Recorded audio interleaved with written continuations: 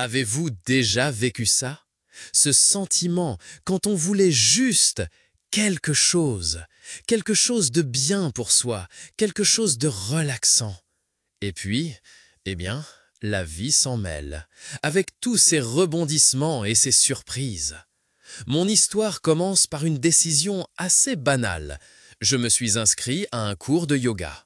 Non pas parce que je voulais soudainement devenir un yogi illuminé, non pas parce que je cherchais mon centre intérieur ou que je rêvais de la grâce souple d'une ballerine. Non, la raison était nettement plus prosaïque.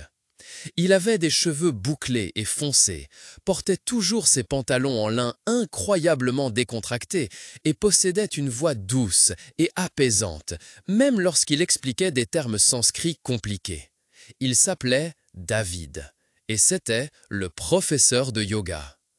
Courte pause, la musique devient un peu plus mélancolique. Je savais que c'était stupide, vraiment stupide même, mais son charisme était tout simplement écrasant. Alors je me suis forcé à entrer dans mes leggings de sport beaucoup trop serrés, j'ai rassemblé mon courage et je suis entré dans le studio de yoga.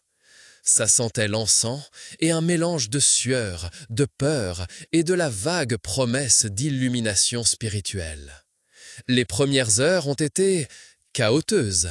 J'ai confondu chien tête en bas avec phoque triste, j'ai failli tomber à chaque flexion avant et ma coordination ressemblait plus à un pingouin ivre qu'un cygne gracieux. Mais David était patient. Il corrigeait doucement ma posture, m'encourageait et me lançait de temps en temps un sourire qui me faisait à chaque fois chavirer le cœur. Après quelques semaines passées à fixer les biceps de David plus qu'à ouvrir mes chakras, une pensée m'est venue. David était différent. Pas seulement différent des autres professeurs de yoga que je connaissais, mais différent. Il avait une certaine vulnérabilité dans les yeux, une sorte de mélancolie silencieuse qui me fascinait. Et puis, je l'ai remarqué. Il portait une fine bague en argent à l'auriculaire. Un détail qui pouvait sembler insignifiant, mais qui a immédiatement déclenché une avalanche de spéculations dans ma tête. Un soir, après le cours, quand tout le monde était parti, j'ai aidé David à enrouler les tapis. Le silence dans la pièce était presque palpable. Et puis, je lui ai posé la question, hésitant, presque en chuchotant. « David, tu es… » Je n'ai pas terminé ma phrase.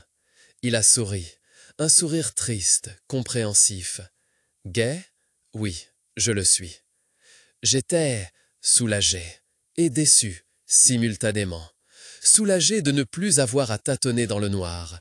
Déçu, car mes fantasmes romantiques avaient éclaté avec un seul mot.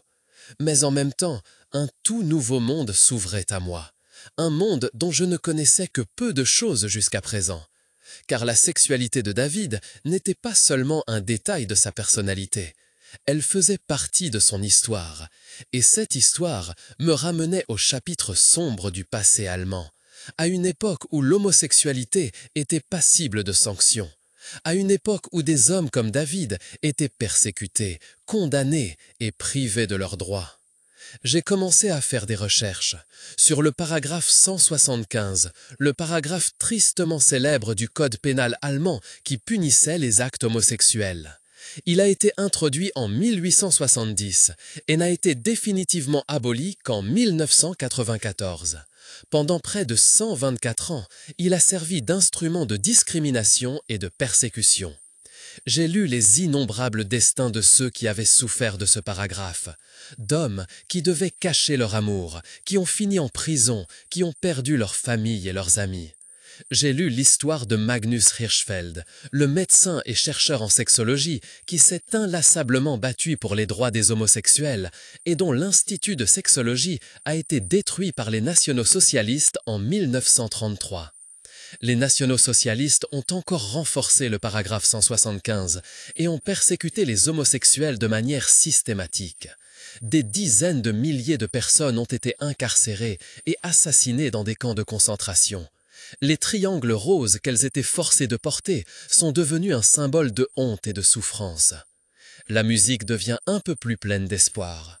Après la Seconde Guerre mondiale, le paragraphe 175 est resté en vigueur dans les deux États allemands, bien que dans des versions différentes. Ce n'est qu'en République démocratique allemande qu'il a été assoupli en 1967 et définitivement aboli en 1988. En République fédérale d'Allemagne, il fallut attendre 1969 pour que les actes homosexuels entre adultes ne soient plus punissables. La réhabilitation complète des personnes condamnées en vertu du paragraphe 175 n'a eu lieu qu'en 2002. La musique devient douce et réfléchie. David m'a parlé de son grand-père, qui avait été condamné en 1950 pour homosexualité. Un homme qui avait souffert de cette stigmatisation toute sa vie. Un homme dont l'histoire avait marqué David. Mon cours de yoga était donc devenu plus qu'un simple cours. Il était devenu une leçon d'histoire, de tolérance et d'humanité. Je n'avais pas seulement appris à faire correctement le chien tête en bas, mais aussi l'importance de se souvenir du passé pour mieux façonner l'avenir. Je ne suis pas tombée amoureuse de David, mais j'ai trouvé quelque chose de bien plus précieux, un ami, et une profonde appréciation pour les combats que des gens comme lui et son grand-père ont menés. Et parfois, quand je suis dans le studio de yoga, je respire profondément. Et je me souviens que chaque pose, chaque mouvement est aussi un acte de liberté. Un rappel que nous avons tous le droit d'être tels que nous sommes. Et que l'amour, sous toutes ses formes, est toujours plus fort que la haine.